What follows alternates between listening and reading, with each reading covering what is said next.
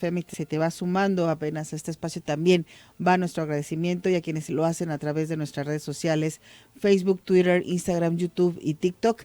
Ahí nos podrás encontrar con parte de la programación, toda la información que se va generando la encuentras en www.zona3.mx, nuestra página oficial.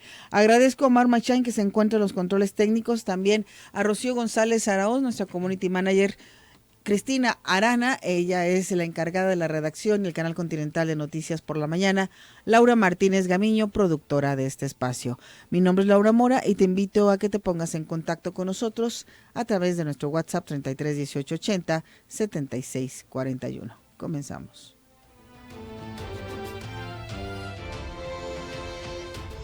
Cara a cara, la entrevista. Es cierto, en los controles se encuentra Magda. Híjole, perdóname Magda, perdóname Magdalena. Muchísimas gracias. Y bueno, cada 30 de agosto se conmemora el Día Internacional de los Desaparecidos, cuyo propósito es permitirle a la Comisión de los Derechos Humanos de la ONU hacer una observación general del número de desapariciones forzadas que se han producido en el mundo.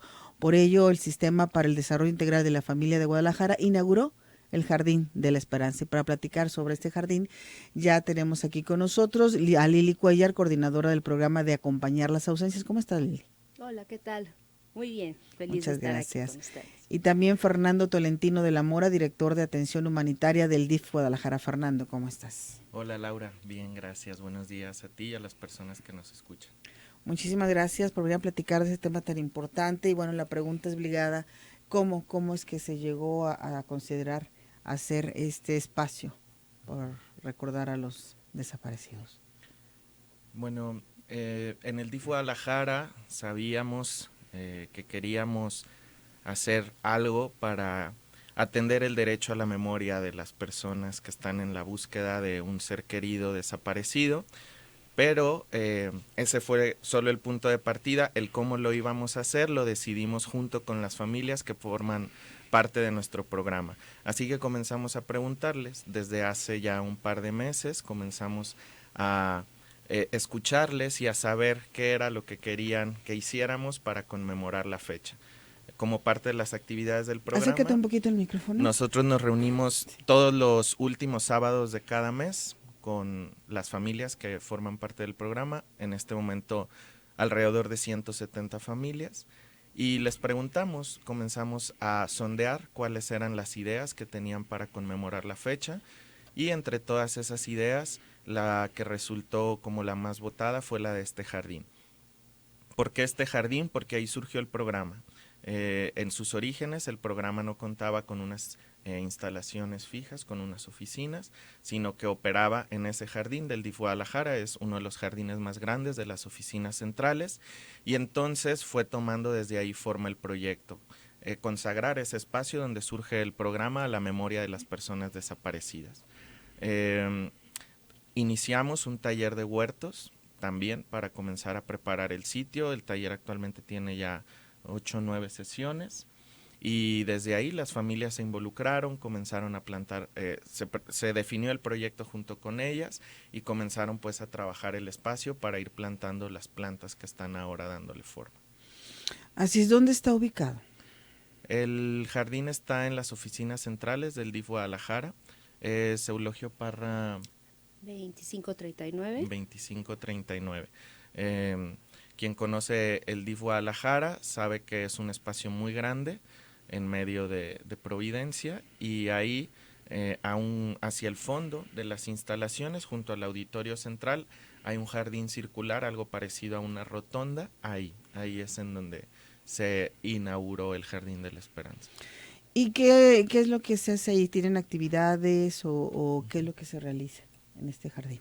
Lili. Bueno, en el programa Acompañar las Ausencias de DIF Guadalajara se da atención a los familiares que tienen un ser querido desaparecido, se les da todo lo que es la contención emocional, y es a través, como decía Fernando, hacemos una reunión grupal el último sábado de cada mes, donde un grupo de psicólogos, trabajadores sociales y varias personas que voluntariamente también del mismo sistema, ofrecen su tiempo para darles este acompañamiento a las familias. Se da por un lado, cuando ingresan al programa, se da atención psicológica en lo individual, pero también se da esta grupal, que es como lo más fuerte del programa, donde se reúnen todas las familias, porque son 170 familias, estamos hablando que son reuniones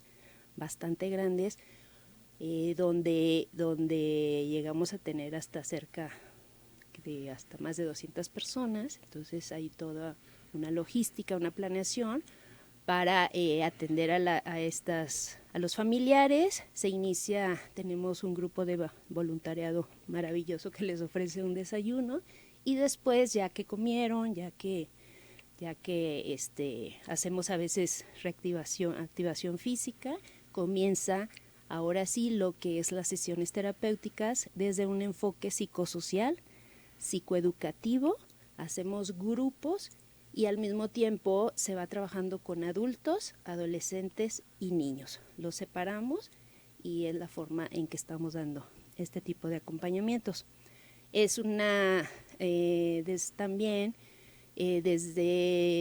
con los niños trabajamos mucho la prevención. Estamos trabajando ahí en metodologías, todavía nos falta algo porque sí es un tema delicado con los niños, pero estamos en la intervención, y también estamos ya sobre todo con adultos, cuando ya tienen más recursos, más herramientas, pues estamos dando también ahorita temas de emprendimiento.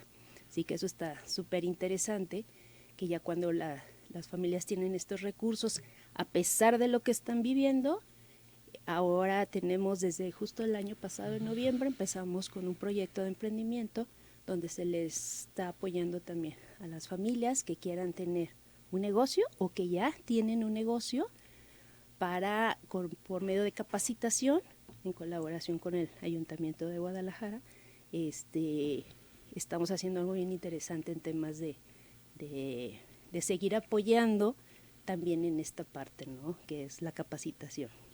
Sí, este punto creo que es muy importante, ya que cuando sucede esto, que la desaparición de uno de los seres queridos, además del dolor o la tristeza, está la parte económica, donde muchos quedan desamparados en esta situación, y qué bueno que también se les esté brindando apoyo. Para el acercamiento a estas pláticas, ¿cómo se realiza cómo llega la gente? ¿Se tienen que inscribir? ¿Tienen simplemente llegar? Sí, tenemos 2 vías en las que nos pueden, 3 en realidad, en las que nos pueden contactar. La primera es presencial, ahí en las oficinas del DIF Guadalajara, en las oficinas centrales, de lunes a viernes de 9 a 5 nos pueden encontrar. A cualquiera de nosotros, si preguntan ahí, les van a canalizar al área en donde está el programa.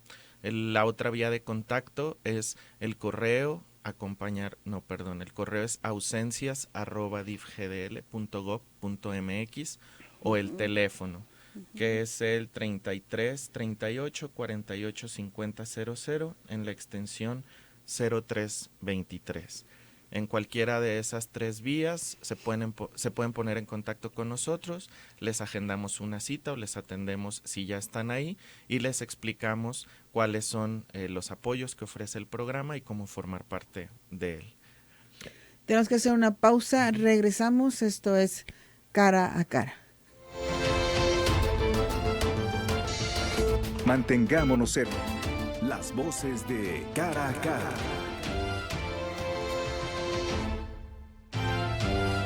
Estamos de regreso a Cara a Cara. Gracias por seguir con nosotros. Te recuerdo que estamos platicando con Lili Cuellar, coordinadora del programa de Acompañar las Ausencias, y con Fernando Tolentino de la Mora, director de Atención Humanitaria del DIF Guadalajara. Y ahorita durante la pausa nos estaban compartiendo cuál es la situación que viven estas personas que sufren la pérdida de esta manera de un familiar. Porque mucho se ha hablado de que no es lo mismo tener una pérdida por fallecimiento a una pérdida como esta, donde no sabemos en dónde está nuestro ser querido, Dicen, por lo menos cuando murió sabes que está ahí y dónde lo puedes seguir velando, dónde lo puedes seguir teniendo en caso de que sea en una urna.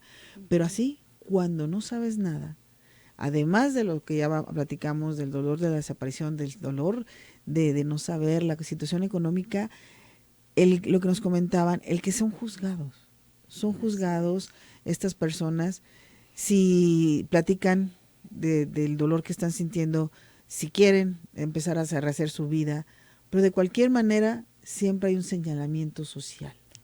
Platíquenos al respecto, cómo lo viven estas personas que van con ustedes. Sí, este tema de cuando es un ser, cuando hay un ser querido desaparecido, como bien lo decías, tú sabes que ya falleció la persona, pues hay un lugar en donde ir, ¿no? Pero acá siempre estás viviendo en la incertidumbre, ¿sí? El estrés con las personas que atendemos es altísimo. Y cuando más o menos lo regulas y, por ejemplo, avisan que hay otra fosa, el estrés se eleva y de verdad son situaciones muy difíciles. Nuestras familias, las personas que atendemos, el tema de la salud está seriamente afectado porque la mayoría tienen gastritis, colitis, diabetes, hipertensión, temas todo lo del corazón, depresión, la depresión siempre está, tenemos que estar vigilando los síntomas de depresión, dándoles pláticas también porque dicen es que me estoy volviendo loca, pero no es que te estés volviendo loca o loco, sino que es una reacción natural del cuerpo ante estos dolores y sufrimientos tan fuertes que tienen las personas, ¿sí? Aquí nosotros manejamos, no hablamos como duelo, sino como pérdida ambigua, porque por un lado pues no tienes, y sobre todo lo vemos en las madres, pues no tienes un cuerpo a quien ir a visitar, ¿no? Pero ellos viven en su corazón y en su mente, están presentes, ¿sí? ¿Por qué se le dio el nombre de Jardín de la Esperanza? Principalmente porque fue un nombre que eligieron las familias. Nosotros les preguntamos, una vez que se había definido que iba a ser un jardín en el que se plantara un árbol, por esto tan importante que hemos hablado, de conmemorar o honrar la memoria de las personas a las que estamos buscando. Les preguntamos cómo querían que ese jardín se llamara, surgieron varias propuestas, todas orientadas pues al amor, a la fortaleza, a la esperanza, y este fue el nombre que recibió más votos. Más de la mitad de los votos de las familias que nos acompañaron en esa votación fueron para este jardín, y al final hay una placa ahí que le nombra así al jardín. Fue la decisión de las familias. Muy interesante. ¿Y este jardín tiene áreas o cómo está distribuido? Sí, el jardín está pensado, es un área grande, el jardín es grande, entonces lo hemos organizado, el trabajo, la intervención del jardín en etapas. En esta primera etapa, lo que inauguramos ahora, el 26 de agosto, fue un sendero que te da la entrada a ese espacio solemne de conmemoración, de memoria. Es un sendero en el que han ido trabajando las personas del taller del huerto que te platicaba anteriormente. Una vez que atraviesas este sendero, llegas al punto central del jardín, en donde se han colocado unas bancas que permiten observar de frente este árbol. Es una ceiba, es un árbol que para los mayas era sagrado, representaba la fortaleza y el contacto pues con lo divino. Y entonces ahí ahora el 26 de agosto realizamos una actividad en la que las familias colocaron mensajes y los nombres de sus desaparecidos en ese árbol. Ese es, digamos, el espacio más solemne del jardín, es en donde está destinado a honrar la memoria de estas personas a las que se está buscando, y además se plantaron 2 jardines polinizadores. Estos jardines tienen especies que lo que hacen es atraer mariposas y colibríes. ¿Y por qué mariposas y colibríes? Porque nuevamente son un símbolo de estas familias que están buscando. Para muchas de estas personas la mariposa representa la transformación que van teniendo pues en este camino de buscar a sus seres queridos. cómo van pues cambiando, ¿no? En su estado de ánimo, en su fortaleza, en muchas cosas, esta metamorfosis del inicio y en el punto en el que van. Y el colibrí, porque también pues hay ahí una convicción de que sean mensajeros con esas personas a quienes se está buscando. Entonces por eso se plantaron esos 2 jardines, para que el área se llene de colibríes y mariposas. Además, en las siguientes etapas está contemplado un huerto urbano para seguir trabajando ahí la tierra y tener contacto pues entre las personas del programa. Un jardín medicinal, porque bueno, el programa tiene como uno de sus grandes objetivos acompañar pues la búsqueda y hacer pues estas dolencias compartidas. Entonces también desde un jardín medicinal se puede ofrecer un té, se puede ofrecer un alivio para algún malestar, y espacios de terapia al aire libre. Mucho de lo que las familias buscan en el programa es esta escucha, este acompañamiento terapéutico, sin juicio, sin preguntas, como ya lo hablábamos anteriormente.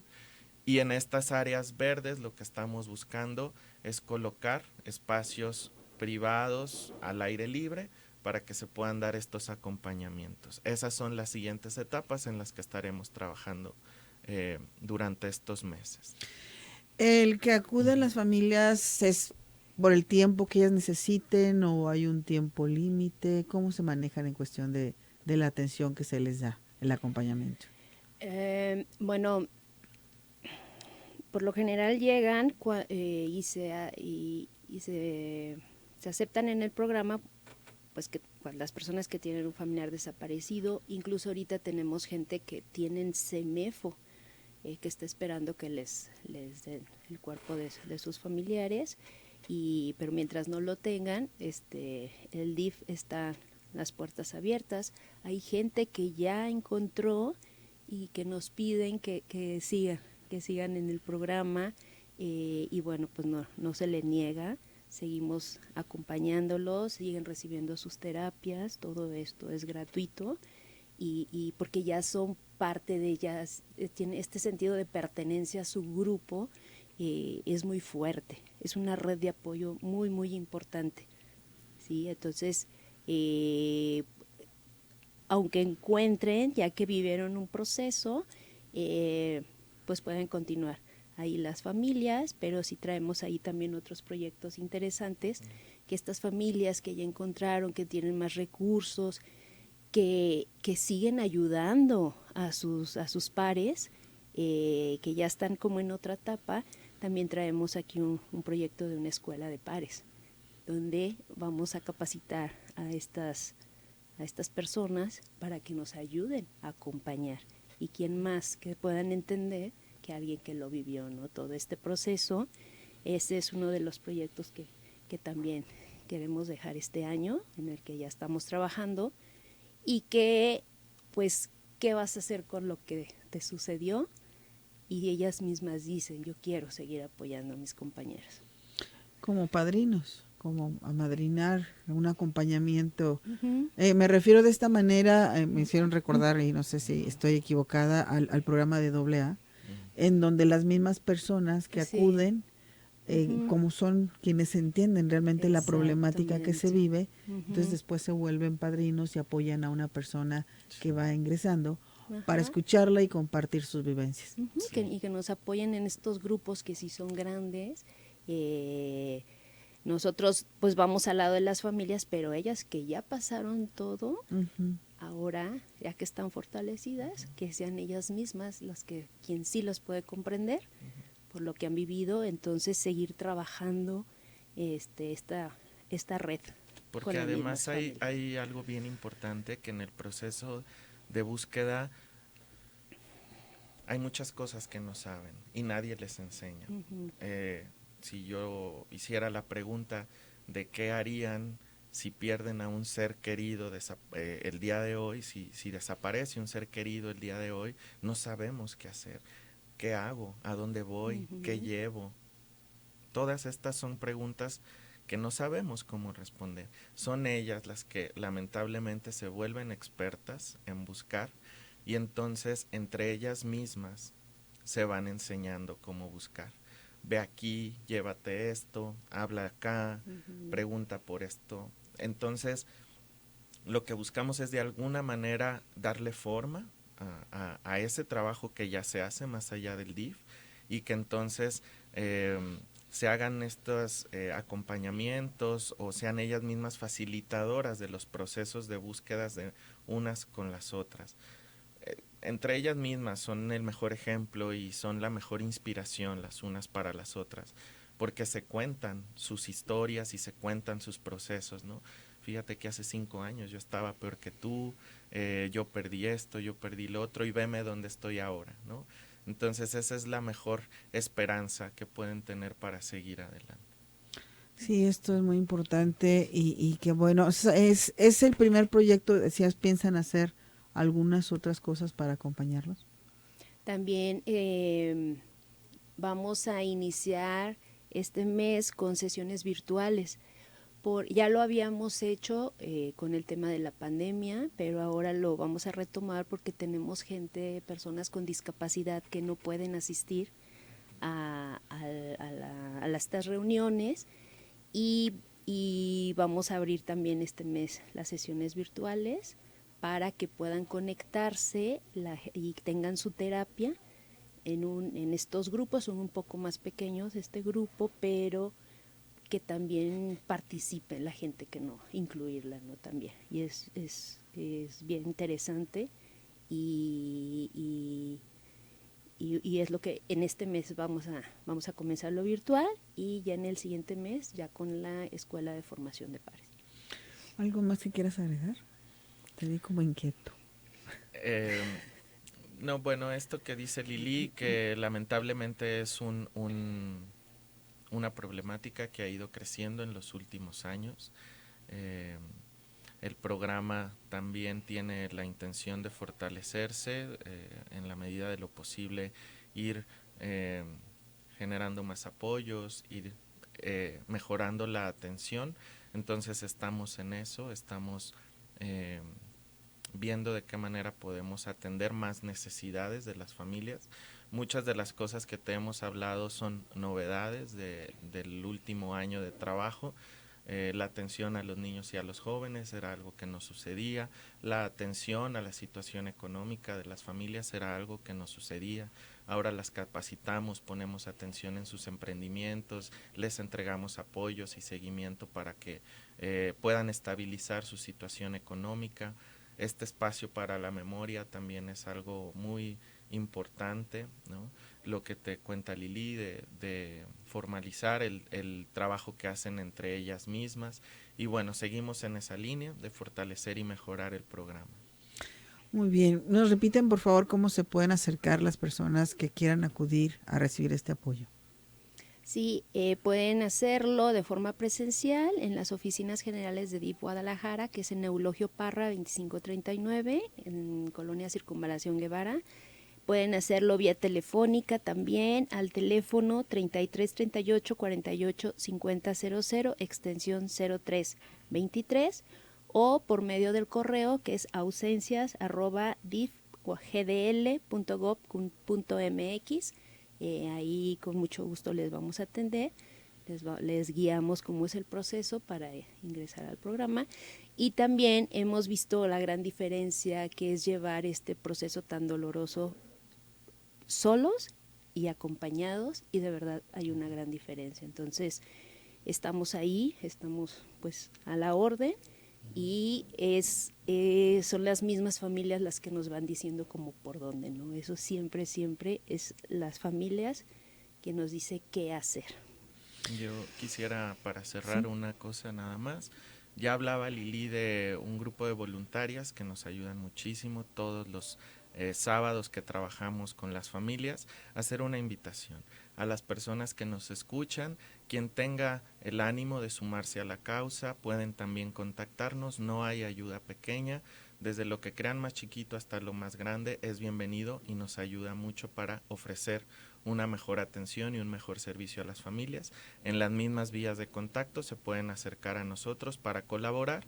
Y como decía Lili, un mensaje para las familias que están en este difícil proceso, que no están solas, que estamos ahí para atenderles, para apoyarles, para acompañarles, sin juzgarles, y pues que se acerquen a nosotros. Muchísimas gracias a Lili Cuellar, coordinadora del programa de Acompañar las Ausencias, y a Fernando Tolentino de la Mora, director de Atención Humanitaria del DIF Guadalajara, por venir a platicar con nosotros de estos temas. Gracias. Muchas Laura. gracias. Gracias a ti, Laura. Nosotros hacemos una pausa, regresamos. Esto es Cara a Cara.